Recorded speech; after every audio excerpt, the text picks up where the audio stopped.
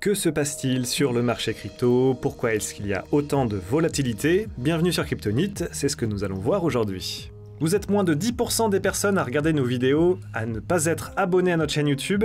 Nous vous invitons à vous abonner vraiment pour soutenir notre média, ça nous ferait vraiment plaisir et ça nous aiderait énormément. Merci beaucoup. Le Bitcoin est bien remonté alors qu'il était descendu quasiment à 50 000 $. Il y a eu pas mal d'événements au mois de juin, mais aussi au mois de juillet. Tout d'abord, comment on peut expliquer cette baisse? Alors déjà, au début de l'année, nous avons eu une jolie explosion au mois de mars pour atteindre un nouvel ATH avant le halving à quasiment 73 000 $, ce qui est vraiment énorme et ce n'est jamais arrivé avant. On attend toujours des ATH et des tops pour Bitcoin après le halving. Cette fois-ci, c'était très différent puisque nous avons eu les ETF Bitcoin. Donc les investisseurs institutionnels ont pu entrer sur ce marché et faire bump son prix. C'était très attendu, c'était vraiment le sujet l'année dernière et aujourd'hui, on est plutôt sur les ETF mais pour les altcoins comme Ethereum, Solana, XRP. Ok, mais on a eu une jolie chute depuis, on allait atteindre les 55 000 $ ici, alors c'était même un peu plus bas quand on va aller dans le détail. Juste ici, 53 000 $ et on a une très jolie chute en partant ici du 1er juillet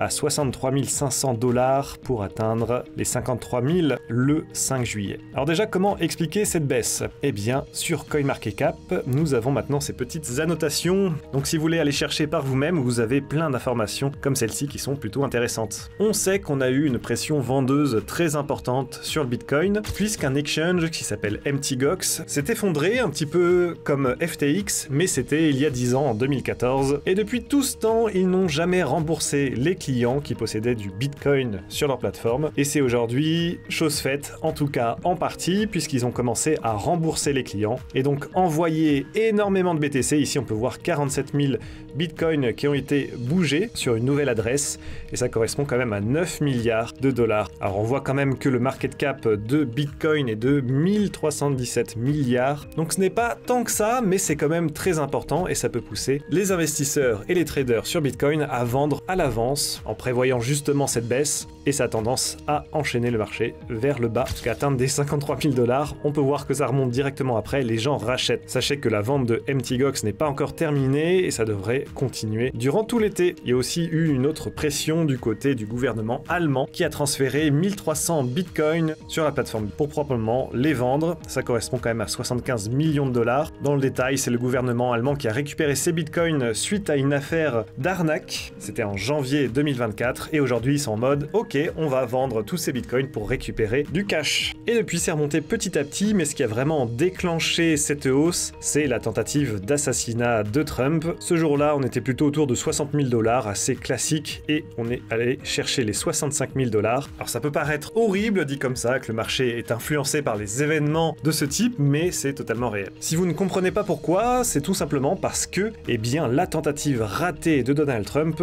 a mis en image un président assez fort, et on a pu voir que ses chances de gagner à la présidentielle des États-Unis a augmenté. Nous savons aussi que Trump a une position plutôt pro-crypto, qu'il a envie d'aider les entreprises aux États-Unis qui sont liées à la crypto à avoir moins de taxes, à aider les mineurs de Bitcoin, et il est plutôt favorable. On sait que Trump a déjà sorti 4 collections NFT, en tout cas la 4e est en cours, donc il n'est pas du tout hostile au monde des crypto-monnaies, contrairement à Biden, où en tout cas on ne sait pas trop, le camp démocrate est plutôt au point mort en termes de crypto-monnaies, de fiscalité, etc.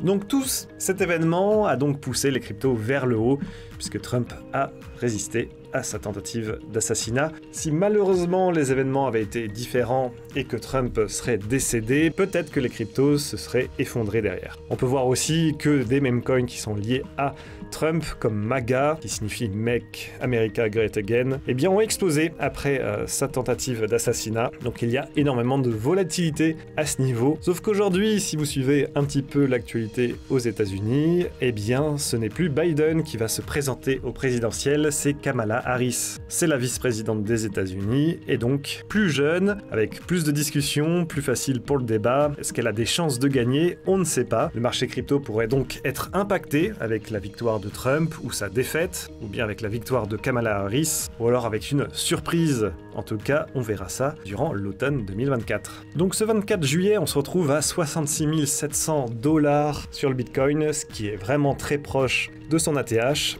Est-ce que c'est le moment d'entrer? Quand on regarde le cours du Bitcoin depuis ses débuts, nous sommes totalement au sommet et c'est sûrement le moment le plus risqué pour entrer. Si vous avez investi en 2022-2023 au moment du cycle baissier, là ça restait intéressant. Nous avions Bitcoin autour de 20 000 $ et il est bien remonté depuis et là on est très proche des ATH. Normalement ce qu'on conseille en crypto c'est de ne pas investir quand on est au sommet de cette manière, mais de ce qu'on sait aussi c'est qu'après le halving du Bitcoin, nous avons tendance à aller chercher de nouveaux ATH et qu'il y a un bull run. Le cycle semble un petit peu différent puisqu'on a touché un ATH avant le halving grâce aux ETF Bitcoin. Certains vont penser qu'on peut aller chercher beaucoup plus haut et que ce n'est qu'un début de ce bull run, que ce n'est qu'un petit encas et qu'on pourrait les toucher beaucoup plus haut, notamment les 150 000 $. Alors là, je vous présente le Bitcoin Rainbow. Cette courbe suit un algorithme et donc l'idée, c'est qu'on peut voir les cycles. Ici, nous avons aussi les halvings du Bitcoin. Donc là, il a eu lieu dernièrement en avril 2024 et on peut voir souvent qu'on est vraiment au plus bas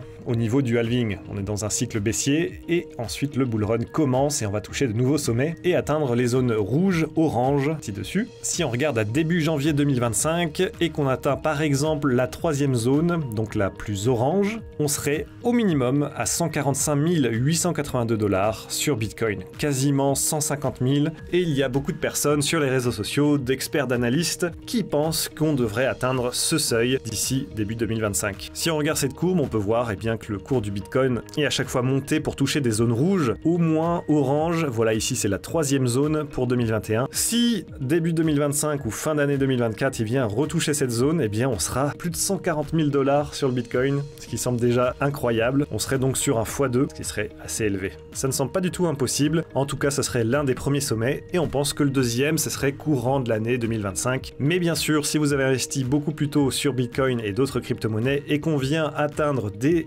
sommet d'ici la fin de l'année 2024, début 2025, n'hésitez pas à récupérer des profits, c'est très important. C'est l'erreur qu'on fait souvent durant nos premiers bull runs, on ne retire pas. Et le plus important, c'est de retirer des bénéfices. Attendez ensuite que ça retombe, que ça rechute, et si vous retournez sur le marché des cryptos pour acheter, il faut acheter bas. Vous pouvez utiliser cet indicateur qui n'est pas parfait, bien entendu, mais ça peut déjà vous donner une petite indication de où on se trouve sur le prix du Bitcoin. Est-ce qu'il est très élevé, plutôt bas? Ça vous donnera bonne idée. Du côté des meme coins, ils ont profité un petit peu d'une nouvelle hausse. Enfin, ils respirent un petit peu après avoir tout explosé durant le mois de mars. On se retrouve avec Dogecoin à 13 centimes toujours, mais quand même 20 millions de market cap, ce qui est très élevé. Alors lui, c'est le moins volatile de tous. Tous les autres ont énormément bougé. On peut regarder par exemple Shiba Inu. Si on regarde sur les 3 derniers mois, nous avons atteint un sommet titanesque au mois de mars. Donc il est passé quand même de quasiment, on va dire 0,0001 à 35, donc il a fait un 3,5 en très peu de temps, mais il est énormément redescendu et au plus bas ici à divisé par 2, même un peu plus. Et en ce début juillet, il est bien remonté. Si on compare par exemple au Dogecoin, beaucoup moins évolué, il n'a pas connu l'ascension énorme qu'a eu le Shiba Inu, il est quand même bien remonté à 22 centimes. Il est redescendu aussi en divisé par 2, mais il commence à remonter, à se stabiliser. Il y a beaucoup moins de volatilité sur Dogecoin, puisque c'est un projet beaucoup plus connu, avec un plus gros market cap, donc c'est forcément bien plus solide. Quand on regarde les autres meme coins, forcément ça a été les montagnes russes, ça a été très volatile. On peut penser au Book of Meme qui est arrivé sur Binance très rapidement et qui aujourd'hui retombe pas mal. 6 millions de market cap, c'est beaucoup plus faible qu'à son arrivée sur Binance. Ce sont toujours des projets très risqués et je vous invite vraiment à dédier une toute petite partie de votre portefeuille sur ces jetons et de garder vraiment les principaux, ou en tout cas les projets dans lesquels vous croyez, mais ne remplissez pas tout votre portefeuille crypto de meme coin. C'est ce qui est le plus rentable potentiellement, mais c'est aussi le plus risqué, tout dépend de quand vous rentrez, quand vous sortez, comme d'habitude. Je vous avais parlé dans une des dernières vidéos de Milli, c'était mon portefeuille crypto prêt pour le bull run, et donc c'est Milli sur la blockchain Sei. J'en avais parlé, c'était à peu près ici, et commençait à bien redescendre puisque la hype autour de la blockchain Sei était bien retombée, mais avec les dernières hausses, on est bien remonté quasiment à 0,005 $, et puis aujourd'hui ça retombe tranquillement. Donc il y a du mouvement, il y a de la volatilité, il y a des gens qui sont intéressés pour découvrir de nouveaux projets, et surtout les mêmes coins, les projets crypto qui communiquent sur les réseaux sociaux, sur Facebook, Twitter, Instagram, sur YouTube, et qui ont une communauté active sur Discord, et bien ce genre de choses peuvent arriver assez souvent. Comme d'habitude, on n'oublie pas de récupérer des profits dès que ce genre de mouvement arrive, bien que ça puisse aller plus haut, mais si vous arrivez déjà à récupérer des bénéfices, c'est déjà très bien. N'imaginez pas combien vous aurez pu retirer si vous loupez vraiment un train très très élevé et que ça monte très très haut verticalement. Tant que vous récupérez des bénéfices, c'est le plus important pour moi en crypto. Du côté des jetons liés à l'intelligence artificielle, on se retrouve toujours avec FET. On attend toujours des nouvelles de l'Artificial Super Intelligence Alliance avec ASI, la transformation des jetons de FET à ASI. Ils ont quand même mis à jour certaines choses ici au niveau de la total supply. Aujourd'hui, ça compte tous les jetons Océan et Agix qui ont été transformés. Donc là, niveau du prix, c'est un petit peu bougé, mais quand on regarde le market cap, ici, on voit que les jetons Océan et Agix sont d'un coup arrivés sur FET, et donc on est passé à 3,6 milliards de market cap ce jour-là, et aujourd'hui très très haut. Mais vu qu'il y a beaucoup plus de jetons en circulation, eh bien le prix a tendance à stagner ici autour de 1,3 $. Il va falloir aller chercher beaucoup plus d'investisseurs et beaucoup plus de market cap si on veut retoucher les 3 $ sur FET, qui est aujourd'hui Asie, en tout cas bientôt. Donc c'était intéressant à voir. On attend toujours des nouvelles. Par contre, on parlait de mi-juillet, mais nous n'avons pas trop de nouvelles. Ils ont tendance à éviter le sujet. Les gens sur les réseaux sociaux et notamment Twitter ne sont pas très contents. Je vous invite donc à faire attention, à bien vous tenir au courant. Il se pourrait que le jeton puisse se casser la gueule. Nous sommes quand même à 3 milliards de market cap, ça le place deuxième dans la catégorie des jetons liés à l'intelligence artificielle. Nous avons NIR Protocol qui est devant, bien que ça soit pas vraiment pour moi le sujet principal de cette blockchain. Donc Asie a dépassé Render, mais vous voyez on est 28e sur 32e, donc on n'est pas très loin. J'espère que l'Alliance va pouvoir rebondir assez rapidement pour tenir face à Render et BitTensor TAO. Tous ces projets très intéressants continuent leur aventure, je vous invite à aller vous renseigner si ça peut vous intéresser. N'hésitez pas d'ailleurs, si vous voulez plus de détails sur un projet ou un autre, à nous partager dans l'espace commentaire. On pourra éventuellement faire une vidéo dessus,